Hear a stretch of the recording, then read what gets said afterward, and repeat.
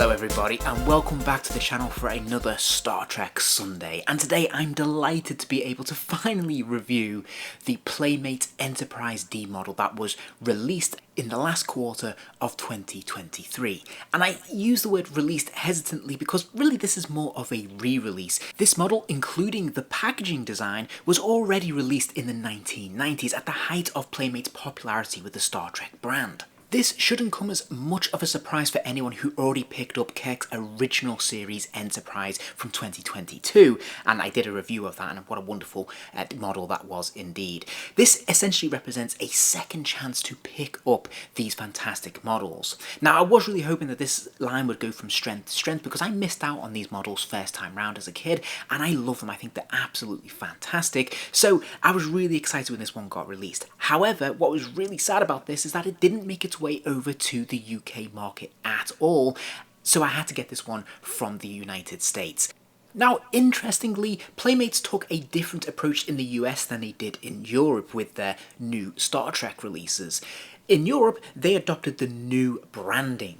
However, in the US, they kept the same branding from the original toy line of the 1990s. And this is a really interesting and strange approach, to be honest, but I think it works really, really well. If we look at this packaging, I have to say, I love this original artwork. I think this is really going to appeal to people's nostalgia, those people who grew up collecting this line in the 1990s and you missed some of these or just wanted to repurchase them and get them in brand new packaging, say their packaging's got damaged over time, then this is a really wonderful second chance to pick up this brand new packaging. I think it's really, really cool. I don't know whether it will appeal to new collectors as much because it does seem a little bit dated. However, I really like this. I love the illustrated style. I love this artwork. I think it looks really, really good. I still think it looks really evocative and fun. I love the image that we have here of the Enterprise. I think it looks fantastic on display. It's a display piece in its own right, and I don't really have too much else to say on it because I think it just looks fantastic.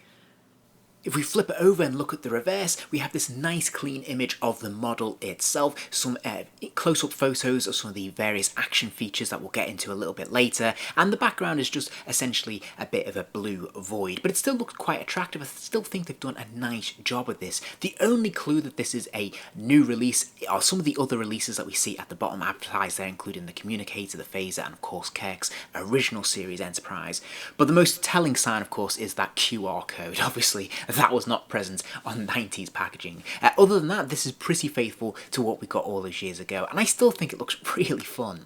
And if we look at the side panels, we can see, of course, we have the Star Trek Next Gen logo. We have another image there of one of the action features on the model, which we'll get to a little bit later. And then we have this sort of warp speed, rainbow bridge sort of branding effect that we see on a lot of the packaging from the 90s. I'm not a huge fan of this. It's very colourful and bright, which I think is great, but it does look a little too simplistic and a little bit outdated now. So that's probably the only thing I criticise this packaging for. Thankfully, the model is very easy to assemble. It's pretty much just in two pieces that click together, the saucer and the body of the Enterprise, and it looks an absolute treat.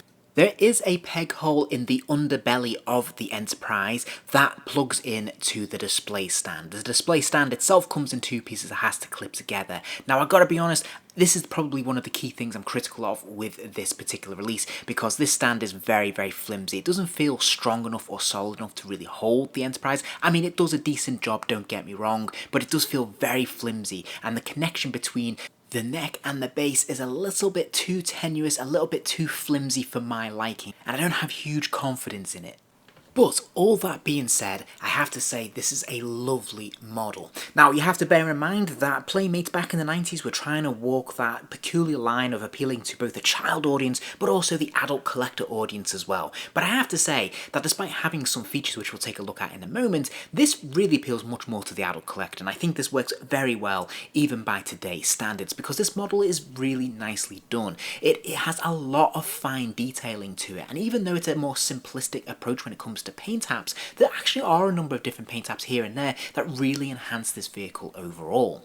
We have some nice paints when it comes to things like the NCC 1701D logo. We have some other bits and pieces dotted around as well, including the insignia, and we have the right colours in the right places to make a pretty strong visual impression. Now, there's not much shading when it comes to the rest of the vehicle, which is a shame because the sculpting is all there. We have all these individual windows and little bits and pieces, bays and all sorts of things that are included here, which look really, really good, and they would have been massively enhanced if they just had a little bit more of a wash running through it, maybe a blue wash as Diamond Select did a few years ago in their line, just to really bring out some of this detail and capture that slight blue tint that the Enterprise has in the next generation. However, that being said, I still am super impressed with this because there's enough detail here and enough paint application to really bring this to life, to make this really visually spectacular, and I think they've done a tremendous job. Now, I have alluded to the special features of this vehicle, and I love these. Even as an adult, I think these are absolutely tremendous because, of course, it has lights and sounds. Now, there are actually 3 settings, and you'll see there is a button there on the undercarriage of the Enterprise. There is the off switch, there's the on switch, and then there's the demo switch. The demo switch essentially allows you just to have the sounds without the lights, but I love the lights. Why would you want it without the lights? So I put mine fully on, and you will notice on the back of the body of the Enterprise are these 3 buttons. And the first of these buttons is a voice of either Captain Picard or Commander Riker saying some phrases from the show. Lock on photon torpedoes. Fire. Engage. Red alert. Raise the shields. The second button has the red alert klaxon, as well as some general Enterprise ambient sounds.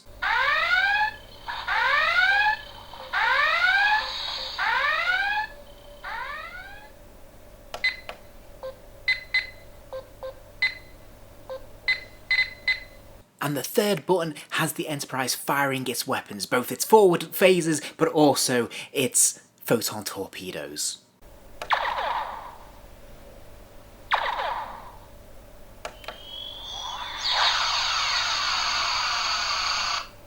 Now, as much as I like the sound effects, I have to say the star of the show and the thing that really makes this model work and come alive for me are the lights, because they're so bright and so colourful and they look absolutely marvellous, and they really come into their own when you turn the lights down low, and it just looks absolutely phenomenal in the low light or the dark. And because of the design of the Enterprise D with those nacelles and of course the front of the vehicle there, the belly of the Enterprise, because this all lights up, it really casts a wonderful glow around the whole ship, where you can see the blue and the red light bouncing off the saucer and the body of the ship. So no matter what angle you take a look at this from, it looks absolutely gorgeous, and it just really, as I said, comes to life. And what's particularly cool about this is that Playmates actually found the time to actually wire some lighting into the command bridge as well. So even the bridge lights up, and this looks really, really cool. It's a relatively small dimmer light in comparison to the brightness of the nacelles, but it just adds that little bit extra life, a little bit extra colour to our already outstanding vehicle. So I have to say, I think this looks brilliant, and for me, this actually puts it slightly ahead of Kirk's original series Enterprise. As much as I love that vehicle, the lights were really contained just to the nacelles, but this has so much more life in it because the brightness of the lights is so much more colourful and vibrant. But that's not all, because this model has one last trick up its sleeve. Yes, it has an added feature, which is of course the disassembly or the breaking away of the saucer section from the main body of the Enterprise. And yes, there is a unique sound effect that goes along with this.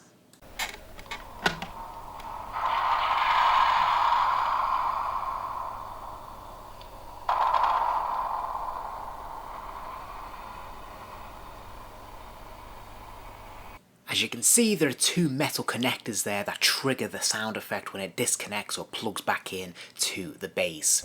And there is a button at the very top of the neck there that allows you to release it.